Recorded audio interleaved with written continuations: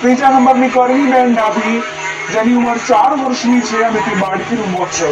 ત્રણેય બાળકીઓ સામાજિક પ્રસંગે મૂળ ડુંગરા ગામે પરિવાર સાથે આવી હતી. ચાંદોસી ગામના પરિવાર પર આગ તૂટી પડ્યું છે.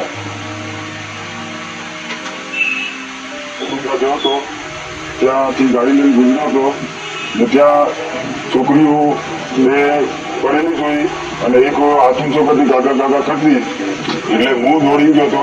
એક મારા ભાઈ મારા જોડે બીજા હતા એ પહેલા કૂદી ગયા હતા અને હું એના પાછળ ગયો હતો. અને પાછળ ગયો એટલે પછી મેં હાથ લગાવ્યો છોકરીને બચાવવા માટે એટલે મને કરંટ આવ્યો. એટલે પછી મેં કરંટ ક્યાંથી આવ્યો ઉપર જોયો તો બોર્ડ લગાવેલો ઇન્સ્પાયર શાળાની હોઈ શકે અથવા તો જે જીબી વાળાની હોઈ શકે. આ બાબતે જે યોગ્ય તપાસ થાય પોલીસ દ્વારા તપાસ થાય તો જે પોલીસ સાબિત કરે એ યોગ્ય છે.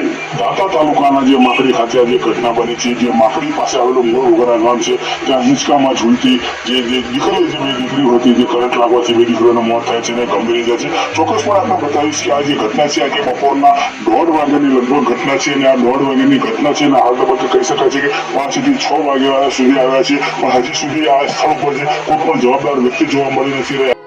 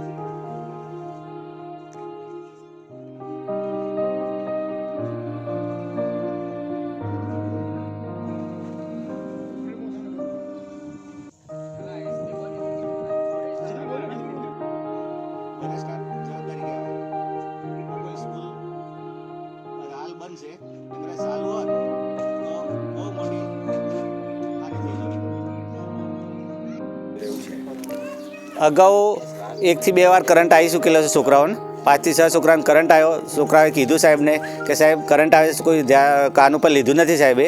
અને અત્યારે હાલ જે પરિસ્થિતિ સર્જાઈ છે એના એ 2 છોકરીઓનો ભોગ લીધો છે અને ત્રીજી પણ મરણ વચ્ચે ઝૂલા ખાઈ રહી છે. અને ગામ લોકોને કહેવું છે કે કોઈ સાંભળતું નથી કોઈ શિક્ષક કીધેલું. બરાબર, તો હવે કાયદેસરના પગલાં લેવા જોઈએ અને જ્યાં સુધી આ નિર્ણય ના આવે ત્યાં સુધી સ્કૂલને લોક મારો અને જે હોય તે કાયદેસરની કાર્યવાહી કરો.